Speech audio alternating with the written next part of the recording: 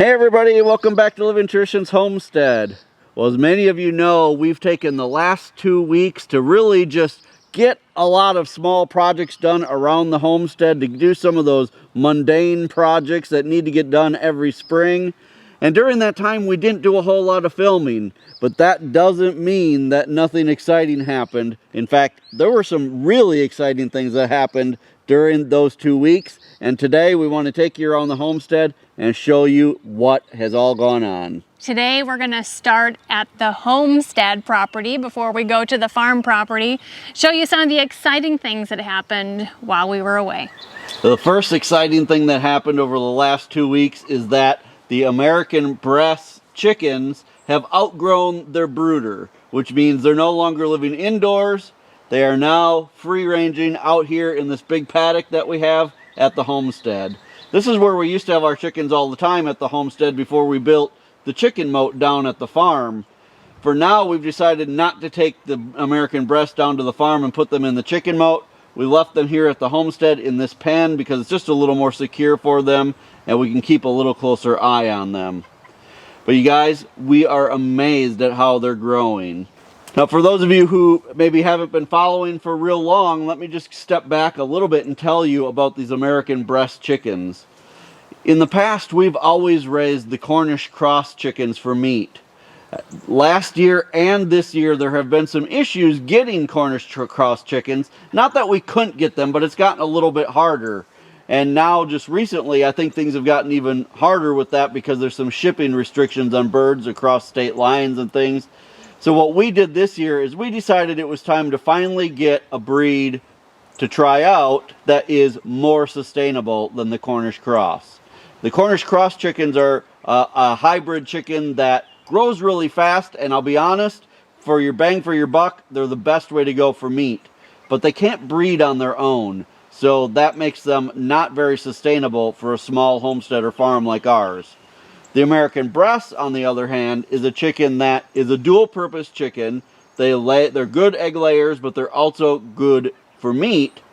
And they grow much faster than other standard dual-purpose chickens. These guys right now are 8 weeks old. And they are, in my opinion, probably twice the size of a standard dual-purpose chicken at this age. So I'm very excited with the way that they're growing. The other nice thing about the American breast chickens is that they should start laying eggs by 16 weeks old. So that means that they will start laying 2 months sooner than most other dual-purpose chickens. That is, from a sustainability standpoint, is huge. Now, the purpose of us buying these chicks here wasn't so that we could just raise them up for meat. These will be our egg layers, and these will be our breeding stock for future chickens that we can raise up for meat. The only thing is, it looks like we have way too many roosters in this original flock, so we will be processing those probably when they get to about 16 weeks old and trying them out for the first time. If the reviews that I've read online are true, these ought to be amazing tasting chickens. Originally, these came from France, the French breast chickens, which are known as the best tasting chickens in the world. Several years ago, a farm in the United States imported those and started breeding them, and that's what are called the American breast chicken, and we are excited to have them here on our farm. Now, you may notice another breed of chicken here as well. The American breasts are these white chickens. That's what we mostly have here, but we do have 4 of another breed. These are called cuckoo Malines, and they are actually a bigger chicken than the American breasts, but they're not going to grow as quickly. Overall, they're going to get quite a bit bigger than the American breasts, but their growth rate is much slower. We're testing those out as well. They were recommended to us by the farm that we bought the American breast chickens from. They thought that we might enjoy these as well, so we're trying out both breeds to see which one will end up being the best meat bird for our farm.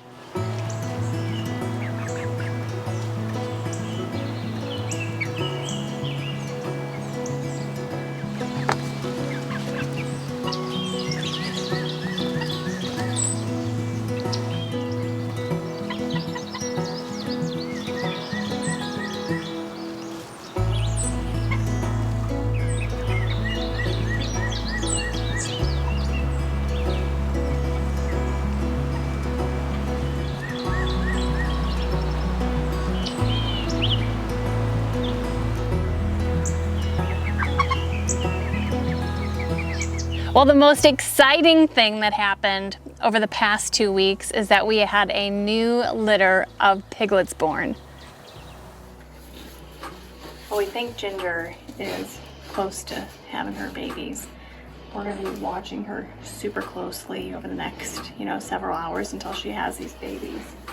But she's making a nest in here, which she has not done before for us. She looks humongous, and her backside is very swollen.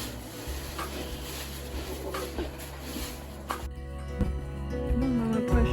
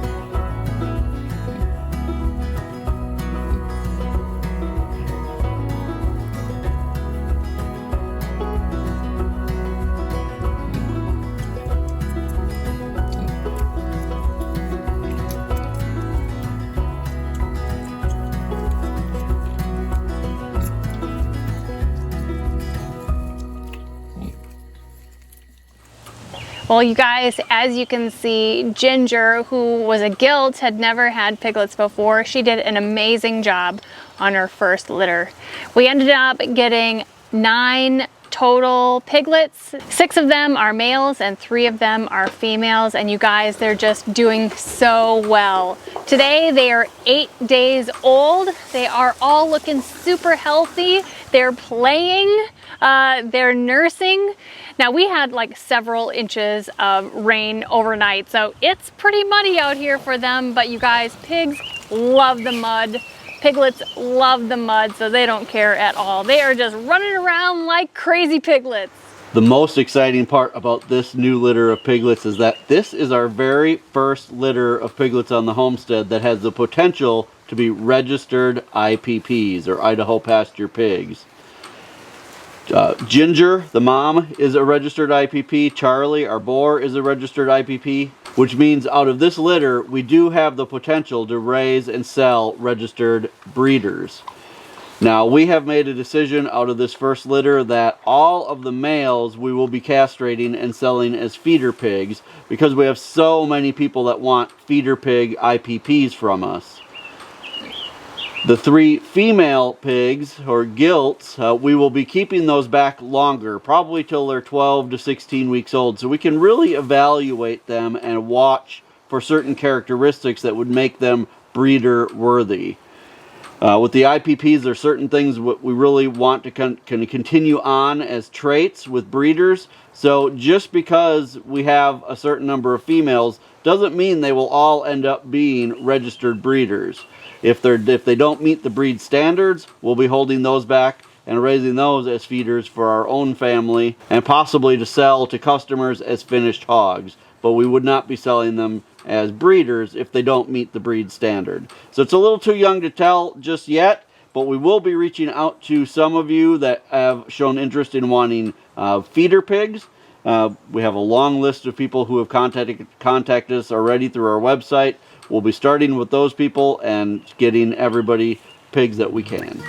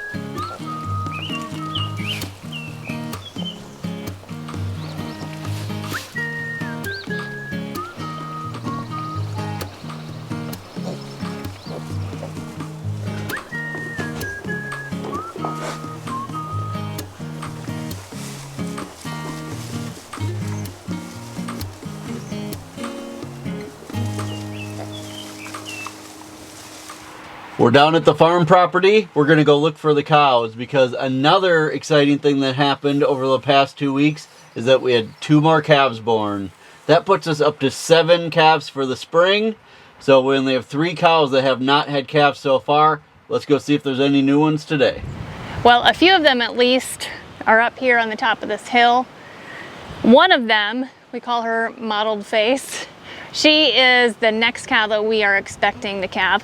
Let's go take a look at her a little bit more closely, see if she's hiding a calf in the weeds. I don't think she is, but let's go take a look at her.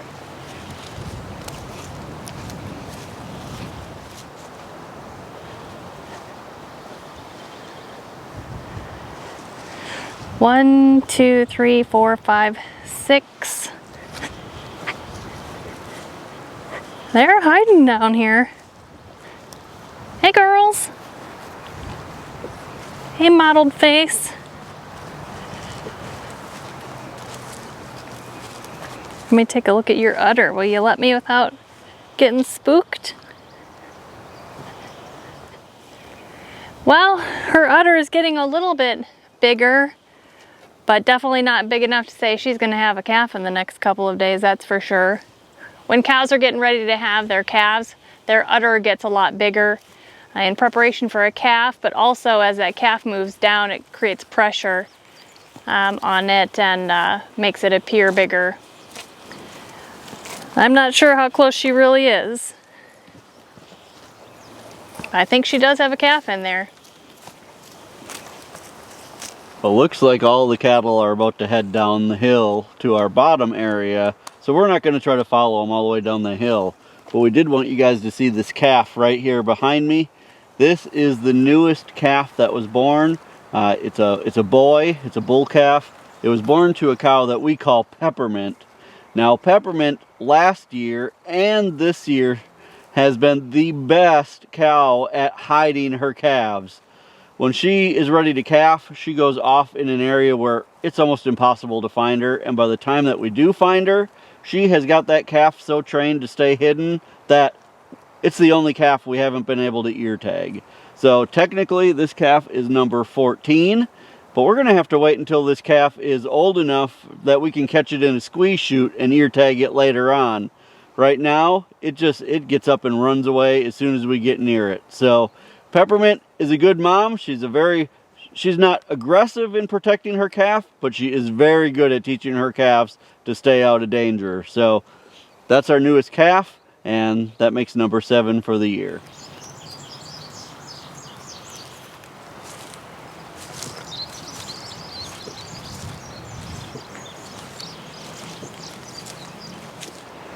So another big project that we got done over the last 2 weeks is that we reconfigured what we call our dairy pasture. It's the kind of front pasture of our farm. We call it the dairy pasture because most of the time just our dairy cows are out there. But we realized this year that the grass is growing too fast for just the dairy cows to eat down. So we've actually cross-fenced it so that we can also let some of our beef cows out there. So let's head out that way. We'll show you what we did. So this is the front pasture that we cross-fenced. You can see we used 3 strands of electric rope. It has worked out really well so far. This is about 1/8 of a mile long, this fence line that we just put up, about 660 feet of electric fence here. And now the beef cattle have access to this entire side over here, and then our dairy cows are still over on the other side here. Now, along with our beef cows over on this side, you may notice this guy as well. This is the steer that we'd originally bought for our original milk cow, Hope. We've named him Hudson. You guys helped name him when we originally got him. And Hudson was actually supposed to go to the processor back in March, but we decided at that time to just delay it a few months. So he'll actually be going later in the month of May. We want him to have some time with some nice fresh grass before we took him in. So Hudson will be the very first steer that we will be processing or having processed for our own meat. It's been a long time since we've had much beef on the homestead. We haven't raised any, and the only time we've had any is when we've gotten some from friends or other farmers that we trust. So it's going to be nice to have a good supply of beef going forward. Now I just want to show you guys our beautiful our dairy cows. You've seen them before, but they just steal my heart. I love them so much. Rose is here. She's kind of a lighter color, and then her baby, her calf from last year, Babe, is right here. She's a heifer. Now she's just over a year old, maybe 13 or 14 months. So pretty soon it's going to be time for her to get pregnant and have a calf.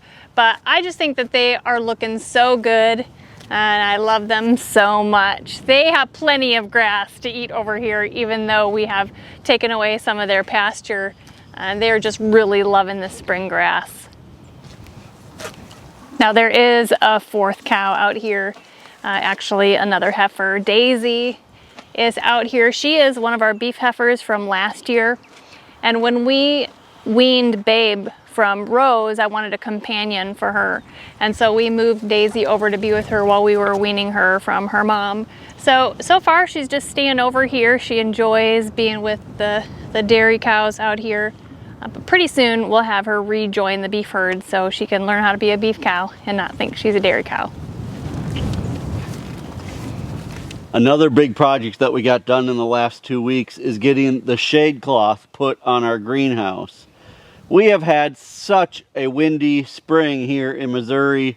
It hasn't been uncommon for us to have 35 to 45 mile an hour gusts all day long for several days in a row. We didn't think we were ever going to find a day when it was calm enough to actually get the shade cloth put on. But last week we woke up one day, there wasn't a drop of wind, and we decided that was the day we needed to get it put on.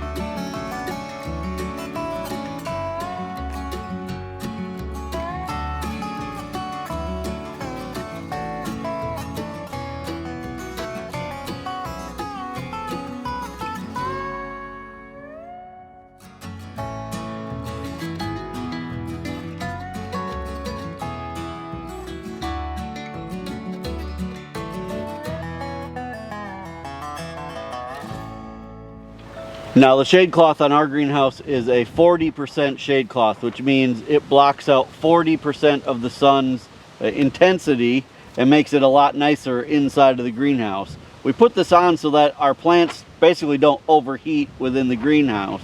It really does make a big difference. This shade cloth is from Grower Solution. It's the same place that we got the entire greenhouse package, and it just makes so much difference. And we got it on just in time because it looks like, in true Missouri fashion, we're going to not have much of a spring this year. Next week, we're already supposed to be in the 90s. So it looks like we're going to go from cold to hot, and that's just the way it is. Now the last update that we have for you guys is in regards to our plant starts, our seedlings that we have started for the farmers market. Now we have been talking to you guys for months about selling our seedlings at the farmers market. We've been so excited to bring out the plants that we've been working so hard to raise. Last Saturday, April 30th, was the first week that we brought out our summer plants, which are tomatoes, peppers, zucchini, those kinds of things. And you guys, I just want to first say that for these summer plants, we started over 1,000 plants. And last Saturday, we sold about 2/3 of all of those plants in just 1 week. We were completely blown away by all your response and so many of you that came out to the farmers market to buy plants for us. We could not believe that we sold so many in 1 week. So because last week was such a success, thanks to so many of you who stopped by to buy our plants, that means this coming Saturday, which is May 7th, we will bring the rest of all of our summer plants. They'll probably sell if the first week was any indication of how well the second week is going to go. We just want to thank you guys so much for being so supportive to us. This Farmers market season has been amazing. We've met so many nice people. You guys have been so generous, and we've just been so pleased with how well it's gone. Well, there you go, you guys. That is what happened around the homestead during the past 2 weeks while we've been hard at work and enjoying a little time away from the camera. Well, some of the things we did. Right. We did a lot of things. You guys, were so happy to be back sharing videos with you guys and recording what we have going on here at the homestead. Lots more coming up. It's going to be a busy spring and a busy summer. You guys, if you're enjoying what we're doing here, make sure that you hit the subscribe button below. And remember that the best thing that you can do to help us here on the homestead is just to share our videos on your social media. Until next time, thank you so much for stopping by our homestead. Take care and God bless. God bless.